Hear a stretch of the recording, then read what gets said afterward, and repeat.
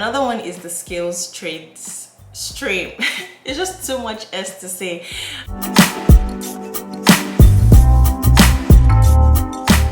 Hi guys, welcome back to my channel. My name is Evan. If it's your first time here, you are welcome. If it's not your first time, you're still welcome. From the video that I did about how to become a permanent resident in Canada, that video got quite a number of views and also new subscribers, so you're welcome. And if you have not subscribed, just do so, please. It's free, so just do it. Thank you. Anyway, today's video I'm going to be talking about, well, in that video I was talking about, if you guys don't know, if you haven't watched, I'm going to link that video up in the card. It's usually somewhere awkward, so probably here. But that video I was basically talking about how I became a permanent resident in Canada using the provincial nominee program. And in that video I mentioned that it was going to be too long if I talked about the different pathways for the Ontario provincial program. It's called OINP, so Ontario Immigration Nominee Program. I'm gonna put that on the screen here for you guys. So even in that program, there are different pathways, just the way Express Entry has different pathways like Federal Skilled Worker, Canadian Experience Class, Provincial Nominee Program. So the Ontario Immigration Nominee Program has different pathways as well, and those ones also have different requirements. So I'm going to just talk briefly about that. This video is probably not going to be so long, but I just wanted to talk about that separately because I didn't want to rush that in the last video. So if it's something you're interested in, please be interested, just keep watching. Okay, so now let's focus on Ontario, which is kind of like the most popular province in Canada, I think so. But okay, as with other provinces as well, they're able to recommend or nominate people. That's by adding the additional 600 points for them to be able to get, be more eligible to get the invitation to apply for PR, right? So on OINP, they have multiple streams as well under that province. So there's the employer job offer, there is master's graduate stream, there's PhD graduate stream, there's the human capital stream, which was the one that I did. There is, I think, skilled trades, and there's also for French speaking people, people that can speak French basically. So out of all these streams, they're still under the OINP program. Only the human capital stream is the one that you're not able to express your interest, but for the rest of the streams you have to express your interest. They're not going to just choose you, right? So how you express your interest is you log in, you fill in some basic information about yourself.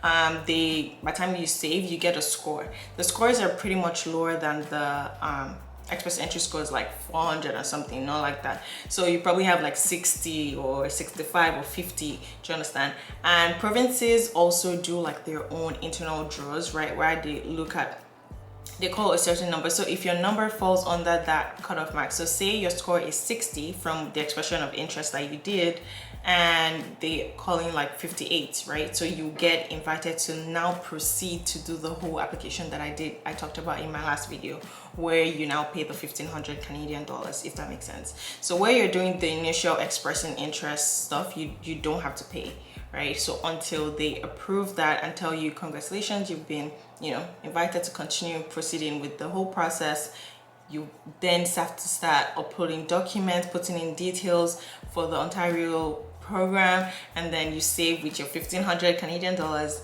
They approve and then give you the 600 points, and also you get the certificate of nomination and you get invited for the PR. So that's like the short form process of everything. So I'm going to talk about each of the category step by step. So the first one is employer job offer.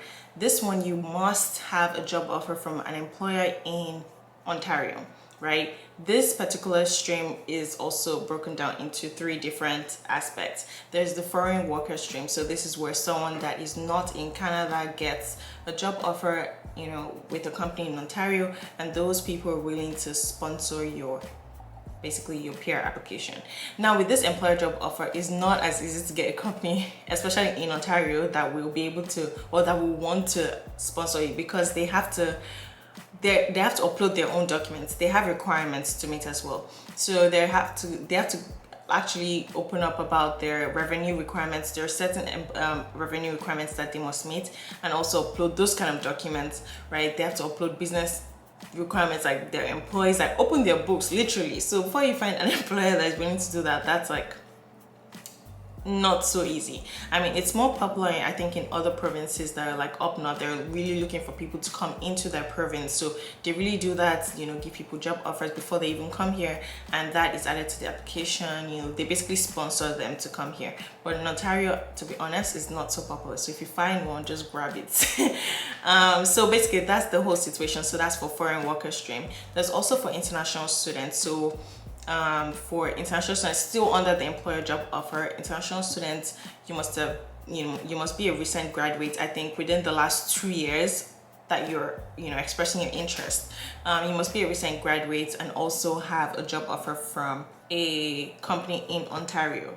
The last one is in-demand skill stream. So if you're a foreign worker but you're also in an industry that is in demand, right, you get a job offer in an in-demand job stream, you also qualify. But take note that this employer job offer category, your employer has to provide requirements. So some companies might not want to do that, so just clarify and all of those things. But if they do, that's fantastic. They have their own requirements to meet as well as you yourself, like the applicant has their own requirements to meet. And let me just read out some of the requirements for employer. So there's like the general requirements where, of course, you must be an active business within the last 3 years. Your office location should be in Ontario. At least one of your office locations should be Ontario. There's also the revenue requirements, which I talked about. Minimum of 1 million in total gross annual revenue, and minimum of $500,000 in total, or minimum of $500,000 in total annual revenue if you work or report outside the GTA. So GTA is Greater Toronto Area. So if you're within the GTA, your minimum total gross annual revenue, that's for the company, right? For the employer must be $1 million and above. But if you're outside that, it can be 500,000. You also have some full-time employee requirements, and there's like an employer form as well that your employer will need to fill out and give it to you, and you will be the one to upload that. So yeah, and they have different scores and all of those kind of stuff. But for the applicant is pretty much the same, like normal requirements. You express your interest, your work experience. They'll look at your intention to live in Ontario, and also valid license and all of these things, legal status. I'll put the link in the description box for you guys so you can check that out actually. So that's for the employer job offer. The next one will be the master graduate program. So with this stream, this is not the employer job offer. I'm done with that stream. So with this stream, basically you don't have to have a job offer in Ontario.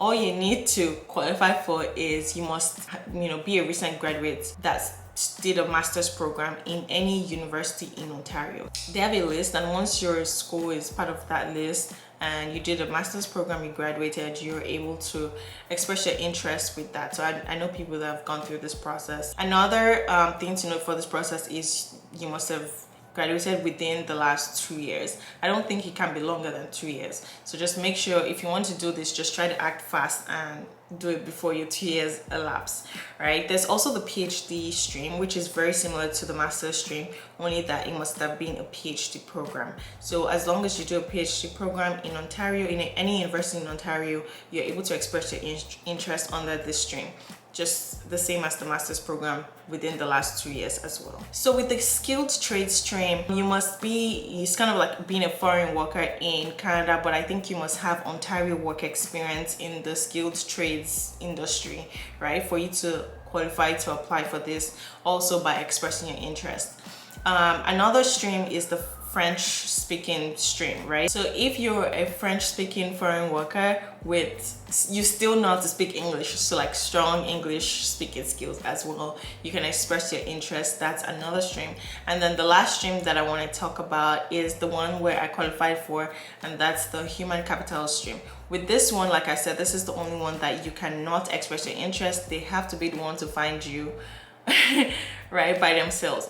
And this is the only stream where you are required to have created a profile in the Express Entry. You must already be in the pool basically. For the other streams, you don't even have to create an account already. You don't have to have an existing account with IRCC, like an existing profile for the Express Entry. You can just start with this process, and when you get your 600 points, now proceed to create an account create a profile in the pool, right? But for the human capital stream, you have to have an existing profile, because you're basically going to link it. They're going to ask for your express entry number or something like that, basically to link to your profile in the pool. So you have to have created an account for that, and they have to be the one to invite you and tell you that they're interested in you. Then you proceed to apply. So you will never need to create the expression of interest like the other streams. You just need to go directly, create a profile, start uploading your details and documents, and then submit with your $1,500. I hope this made sense to you guys. Let me know if you have any questions, any comments, and yeah, I'll leave links to detailed information in the description box, so make sure you check that out. Thanks so much, and I'll see you guys in my next video. Bye.